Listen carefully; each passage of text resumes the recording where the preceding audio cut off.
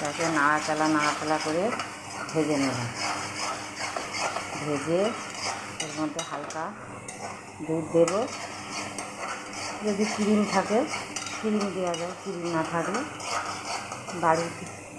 বাড়িরটাই ভালো হয়। ক্রিম ভালো না, বাচ্চাদের জন্য খুবই খারাপই, শরীর খারাপ করে।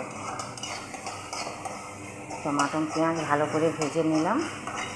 ভেজে এবার ওই গাঁঠাটা দিয়ে দেবো। গাঁঠাটা দিয়ে দেবো। গাঁঠাটা দিয়ে এবার হালকা সিদ্ধ করার যে জলটা ছিল, জলটা আবার এর মধ্যে ঢেলে দেবো।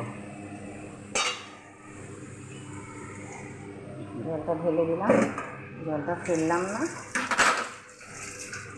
পানি ফেললে স্বাদ থাকে না। খাড়া মিরচা, টমাটো, রসুন পেঁয়াজ কষাই করে নাড়াচাড়া করে জল দিয়ে দিলাম। এরপরে দেবো হালকা গরম মশলা পাউডার, হালকা দুধ,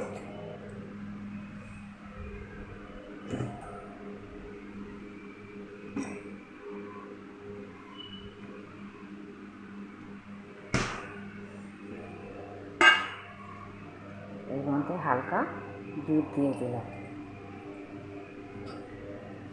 দুধ দিলে গ্রেভিটা দেখতে সুন্দর, खाने में स्वाद लगेगा, अच्छा लगेगा। हल्का सा मिर्चा बच्चा बड़ो सबके लिए अच्छा।